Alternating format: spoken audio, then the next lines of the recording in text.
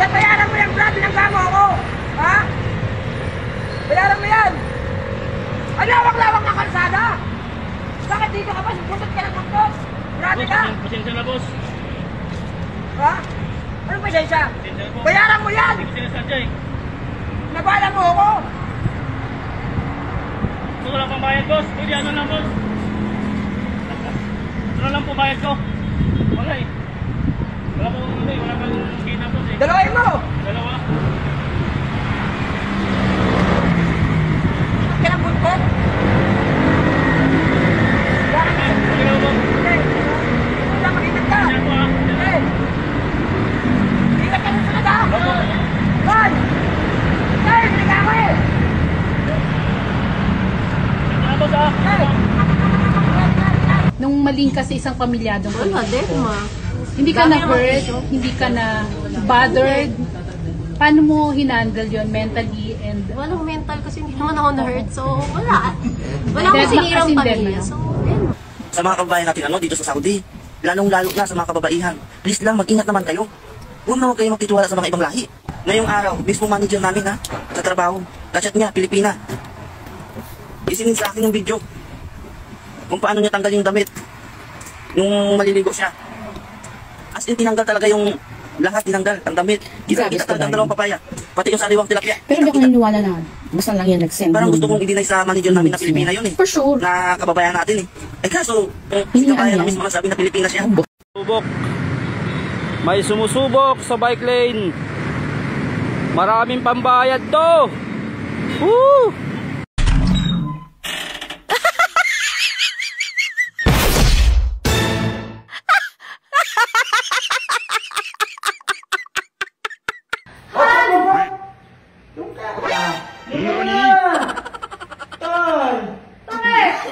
Islam tayo dito. Ano na tayo ngayon? Ano na tayo? Ano na ako?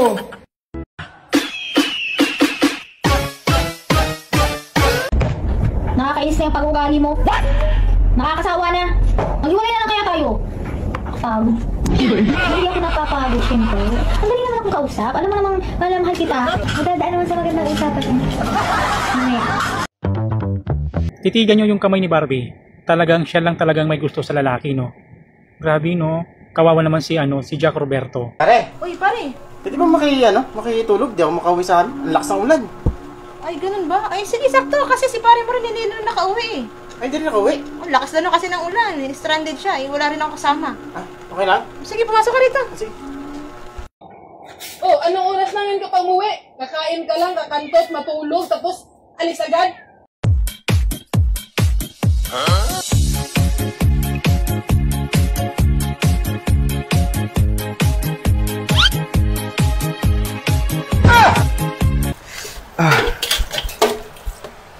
Baldog.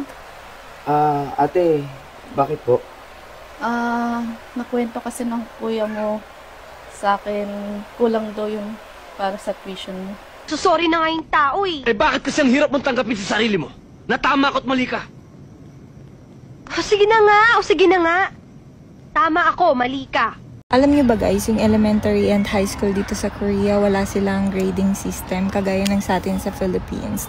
Reminder lang po, huwag kang magmamahal kung hindi ako yan ha. Tapos ang ganda-ganda ng mata mo, walang pagtingin sa akin. Tanggalin na lang natin mata mo. Dahil pinakaba ng pila sa grocery, ako napagod, ako yung tutok na. Ate, dalawang lomi nga po. Talaga ng lomi dito, daddy. Ano? Dalawang lomi po. Oh, sarap. Gaging dihatin niya! Pre, bakit? Tempo na naman ako, pre. Bakit? Tempo na naman, nakaservice na naman ang foreigner, pre. Oh, bakit bigay sa'yo? 1,000 binigay sa akin, no? Talaga? Sumakay sa akin, nag-Inglesan lang Ang kami. ganda talaga ng ano mo, pre. Ang ganda ng biyahe mo. Nagka-Inglesan kami, pre. Binigay ako 1,000. Nagkaintindihan kami. Ang ganda ng ang galante talaga yung foreigner, pre. 1,000 binigay sa'yo? Oo, 1,000. Oo, di ba kanina nag-service ako 500 binigay, kumain ako sa Jollibee. Tapos foreigner sakay ko kanina, 1,000 naman binigay, pre. Ganda ng biyahe mo, pre. Inglesan kami, nagkaintindihan talaga kami, English. Alam mo ang sabi sa akin? Ano sabi sa'yo? Tinanong lang niya ako na what's your name? Tapos ano? Ano sabi mo? Ano sagot mo? Sinagot ko yes. Binigyan ako 1,000. Grabe. Ang simple, di ba? Simple talaga sa biyahe. Simple talaga, pre. Ano? Ha? Okay. Pre, ito pa ba yun, pre? Puntahan kaya natin, pre. Puntahan natin. Ay, hindi pwede puntahan kay kinuha ko na yung number ko. Kami na lang, chat na lang daw siya sa akin mamaya pagka pasundo siya. Ibig sabihin, service mo rin na yun? Oo, kasi ang hinahanap kasi na yung marunong sa English. Hindi ka naman yata marunong sa English eh. Turuan mo ako, pre, para magkapera din ako, pre. Ha? Turuan mo para magkapera din ako dun. Ay, hindi na po pwede. Ako na nga ang kinuha nun eh. Han, buntis ako. Ha? Bakit ka buntis? Mauga ko ah. Hindi pwede yan. Hindi ko pananagutan yan. Ha?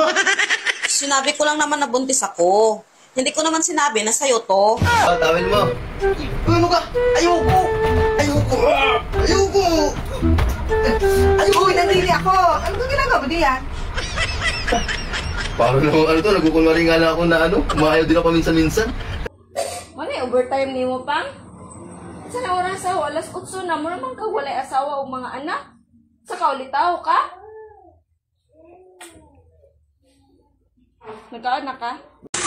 Deliver po, 1,500 po. Para pong bike to eh. Wala akong in-order na ganyan. Bakit po? Napindot lang ng anak ko yan. Ilan taon po ba yung anak niyo? 1 taon. Wow, bulaan. 1 taon makakapindot ng parcel. Ayos din kayo ah. Maging honest ka minsan, Kung mama. ano yung spelling ng honest? A-N-E-S? No, cancel mo yan. Mali spelling mo. Wow, ako Wrong pa spelling is nag-adjust sa'yo, wrong. Ang hirap talaga magnegosyo na utangin tayo, utangin pa. Anong alaman oh?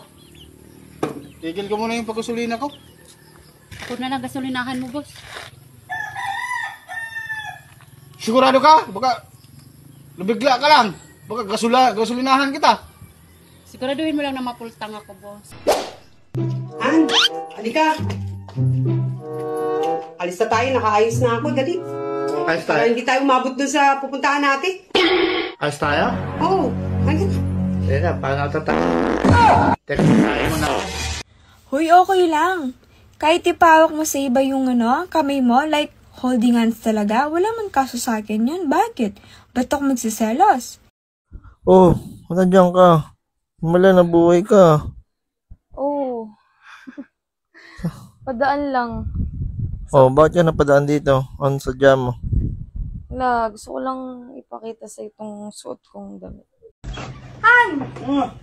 Ano ba to eh? Maliligo na ako. Nag-text si paring Mark. Paring Mark? Oo, nag-text si paring Mark. Masaya nga. Ano sabi? Ang sabi ni paring Mark, eto. May lakad tayo ngayon. Papunta ka na ba? O, may ano pala kayo? Ay, oo nga. May lakad pala kayo. Saan pupunta? Nakalimutan ko. Birthday ng papa niya ngayon. Birthday ng papa niya ngayon? Oo. Sabi mo paalis na rin ako. Paalis na rin ako. Reply ko na. Reply mo na. Paalis na rin ako. Oras na oh. Paalis na. Uy, may nag-text na naman. Sabi. Si paring Mark ulit. Sabi? Ang sabi ni paring Mark, hindi ako makakarating sa dating tagpuan. May regla ako ngayon, sabi.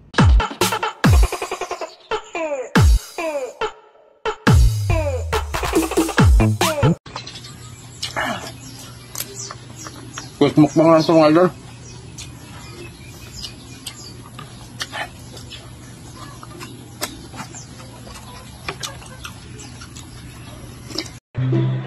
Daddy, anong ulam mo? Tuyo. Kamatis. Oh.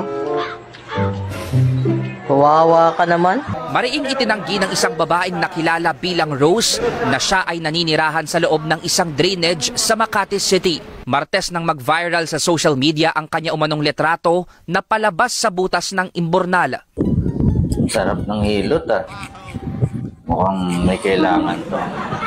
Ano yung kailangan? Cheeseburger. Cheeseburger. Ano pa? Wait lang. Ilista mo kasi baka makalimutan mo. Hindi ko na kailangan ng lista. Tingin mo sa akin, ulyanin. O sige, cheeseburger. Cheeseburger. Na may kamatis. Kamatis. At pipino. At pipino. Hindi ko na kailangan ilista yan. Kaya ko yan. Yun lang? Sigurado ka. Ano pa? Baka makalimutan mo. Hindi. Ulitin mo. Cheeseburger, pipino, na may kamatis. Okay. Tayo mo ko dyan. Huwag mong kalimutan ha. Oo. A few moments later. Ayun na. Kutsinta. Oh. Sabi ko sa'yo, ilista mo na eh. Bakit? May nakalimutan ba ako? Oo. Ano? Walang nyog.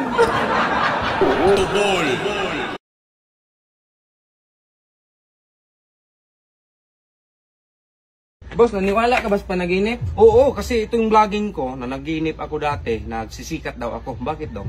Kasi kagabi, boss, na naginip ako, na binigyan mo daw ako ng 100k. Ay, dong, hindi lahat ng panaginip ay totoo. Hello guys, nakauwi na nga pala si Inday dito sa Manila. Ayan o, si Inday. Kuya pala Utob, baba mo nga tong short ko.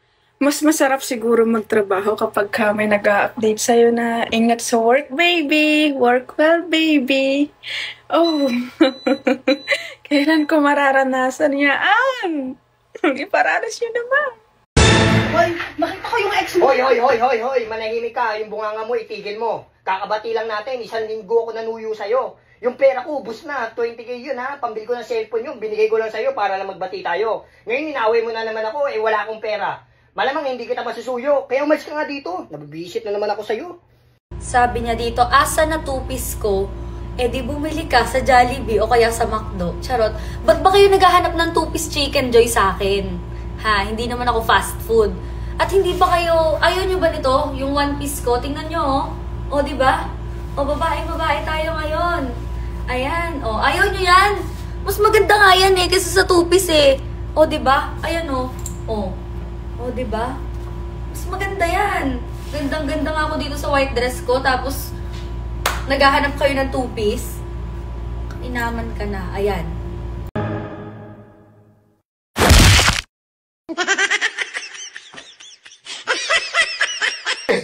Pwede ba kita may istorbo? Ay, sige. Ano ba yan? Pwedeng pairam ng 1,000 mo. Kasi may problema kasi ako eh. May problema ka? Oo. Ikinalulungkot ko. Alam mo kung bakit? Hindi kita mapapahiraman dahil binigyan ka talaga ng pagsubok ng Panginoon. Problema mo yun, pre. Kaya dapat solusyonan mo ng mag-isa mo lang. Ganun ba yun, pre? Oo, ganun yun talaga, pre. Sige, pwede ka naman. Nagbahagi si Meiko Montefalco na biglang nawala ang kanyang Facebook page account na may 1 million followers. Matatanda ang laging nagpo-post si Meiko tungkol sa cheating issue ng kanyang asawa at umani ito ng milyon-milyong views. At pagkatapos ng ilang araw ay bigla na lang itong nawala ang kanyang Facebook page. Tanong ng mga netizens, ano kaya ang nangyari sa Facebook page niya? Marami nang nagkakahiwalay ngayon. Hindi na pagandahan ng dahilan. Kahit may asawa, pinapatulan. Anong dahilan? Kalandian. Once na nilandi mo ang isang tao, mapatulan ka niyan. Kabayan, hindi na mapakali. Kalakad-lakad na lang, walang chinilas. Iniwan ng jowa, nakilala lang sa Facebook. At lahat ng mga ipon niya na ibigay niya, nakuha ng jowa niya ngayon, hindi na nagparamdam. Pag ang babae, nagbago na ang pakikitungo niya sa'yo, lalo na kung nag-umpisa na siyang magpaganda at magpa-sexy, asahan mo, meron na yang kinakausap na lalaki na tinatago niya sa'yo. Alam mo, malalaman mong may iba na ang isang babae kapag hindi na siya masyadong nagte-text sa'yo. Ito ko sa asawa ko na to. Dito ako ngayon, sasama ko na.